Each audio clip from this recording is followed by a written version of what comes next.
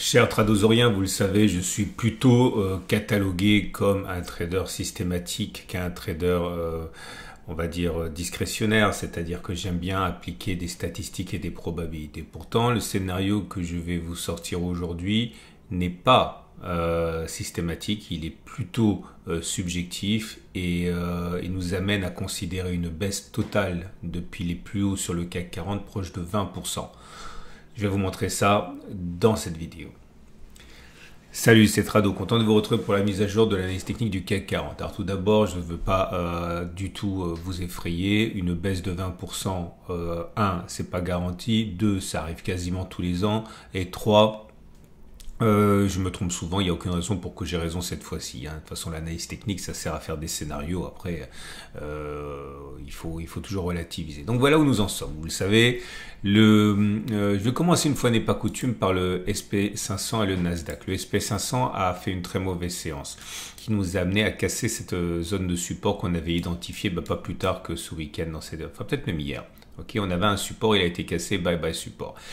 Lorsqu'on casse un support, on peut soit s'amuser à aller chercher les supports suivants sur la même unité de temps, par exemple ici, ou alors on essaie de prendre un wagon d'avance et puis on regarde les données hebdomadaires et on regarde ce qu'il y a de solide. Parce que je vous rappelle, ce n'est pas la queue qui remue le chien. Ok, et donc les données hebdomadaires l'emportant sur les données journalières, les logiques des données hebdomadaires doivent l'emporter sur les logiques des données journalières. Autrement dit, le prochain grand support sur le SP500, il a 5200-4950. Ok, 5200-4950. Et ça, bien sûr, si les petits supports ici ne tiennent pas. Et il y en a encore des petits supports. Hein. Ok, mais enfin bon, voilà. L'idée, c'est que on pourrait perdre encore 4 à 9% pour aller chercher cette zone et l'accompagner jusqu'en bas. Ce qui voudrait dire depuis les plus hauts perdre jusqu'à 12-13%. Je l'ai dit, une baisse de 12-13%, ça fait peur comme ça, mais il faut savoir que regardez là en 2024, au début de l'année, on a perdu 6%. En 2023, donc l'année dernière, on a perdu 11%.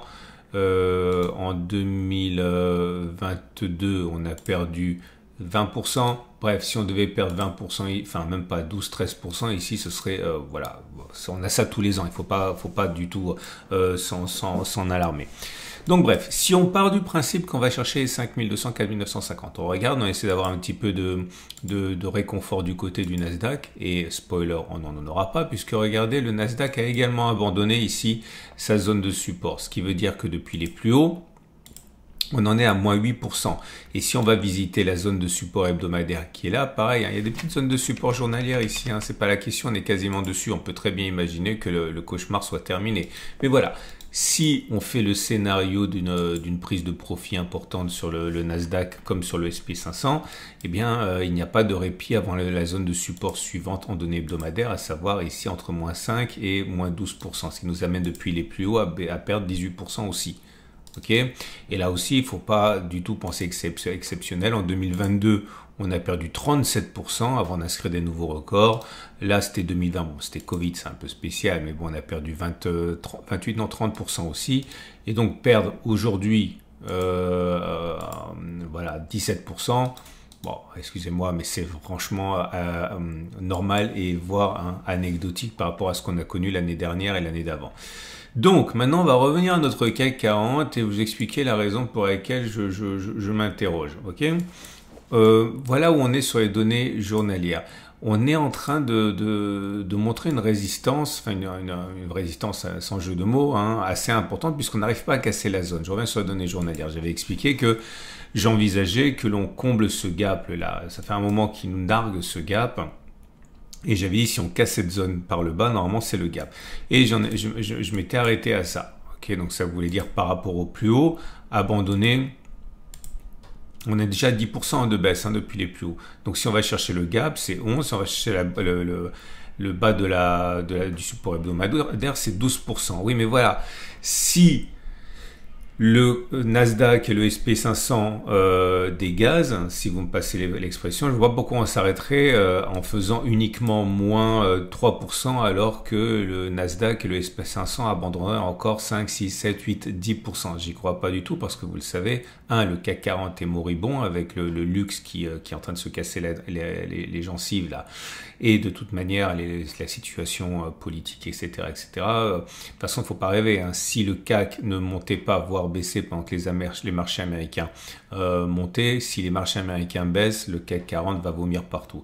Donc, ce qui nous amène à chercher sur les données hebdomadaires la zone de support équivalente plus bas. Et là, c'est celle-là, cette zone de support-là, ce qui voudrait dire aller chercher par rapport au plus haut, ce que je mentionnais, moins 18%, raccord avec les indices américains, et par rapport au plus bas de maintenant, encore 10% de baisse. Alors vous allez dire, c'est de la pure science-fiction. Oui, c'est de la pure science-fiction, et c'est là que c'est intéressant de faire de l'analyse systématique et de l'analyse discrétionnaire, parce que souvenez-vous, là j'ai déterré du placard un backtest que j'ai fait le 27 juin.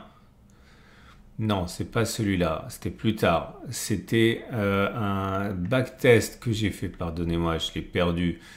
Voilà, ici le 25 juin, avec le test du SAR baissier. Et il y a tous ceux qui ont acheté les archives du cercle, hein, vous les avez, ça je vous rappelle. Hein, il suffit de cliquer là, vous allez arriver directement sur le backtest. Et on avait vu que il y avait 94% de chances d'aller faire moins 5% en données mensuelles et 76% de faire encore moins 10%. J'ai mis ça plus 10, mais c'est moins 10%. Autrement dit, si on revient aux données mensuelles, sur le CAC 40, on parle bien ici de la cassure du SAR qui a eu lieu ici. Voilà, le backtest disait qu'il était hautement probable de perdre encore 5%, voire 10%. Et là, magie, ça nous amène justement, eh ben oui, vous ne rêvez pas, sur la zone en question. Et là, ça correspondrait finalement à un alignement des planètes pour aller chercher cette zone ici. Alors maintenant, qu'est-ce que ça vaut? Comme ça, soyons clairs, pas grand-chose. Mais l'analyse technique, ça ne sert pas à prévoir ce qui va se passer. Ok, puisque je prends souvent l'exemple, hein, on sait ce qui se passe dans 100 cas, ok, dans 100 cas, il se passe 60 fois ça lorsqu'on fait des backtests, ok. Mais par contre, quand on fait une analyse de type plutôt, on va dire, subjective, discrétionnaire, ce qui est intéressant, c'est le ratio gain-risque, c'est-à-dire en imaginant que vous ayez une chance sur deux de vous planter, ce qui est quand même assez conservateur, et bien voilà, on est là et on va imaginer qu'on aille chercher la zone qui est là, ok. Donc si vous spéculez à la baisse maintenant, que vous pariez sur la zone de support avec un stop de protection au-dessus des plus hauts ici, vous avez un très bon ratio gain-risque supérieur à 2. Et c'est en cela que ça peut être intéressant. Donc sans préjuger de ce qui va se passer, simplement en se disant j'ai une chance sur deux d'avoir raison, mais en travaillant de telle manière qu'on gagne plus quand on a raison qu'on ne perd quand on a tort, et bien voilà, vous pouvez être un trader discrétionnaire. J'espère que vous avez bien compris, parce que là l'opportunité est trop belle pour que je ne fasse pas cette articulation. L'intérêt donc de mélanger analyse systématique et analyse discrétionnaire, toujours dans l'humilité qui doit accompagner le trader, à savoir qu'on ne sait pas ce qui va se passer. Hein, c'est d'un coup sur l'autre, c'est 50% de chance. Hein. Voilà. Alors j'ai un peu fait les choses à l'envers. Je vous ai parlé des données, des trades du jour avant de voir autre chose. On va maintenant continuer gentiment l'analyse.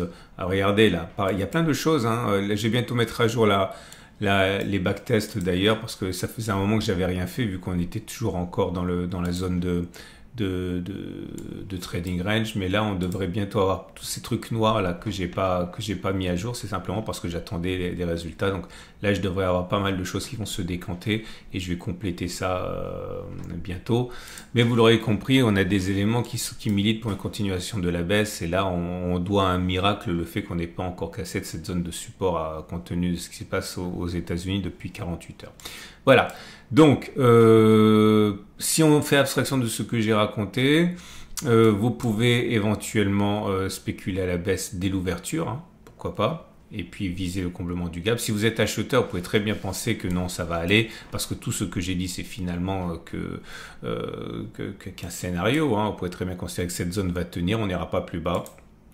Vous attendez, parce qu'on avait rebouché ça, vous achetez, et là, c'est jackpot avec un ratio gain-risque super intéressant.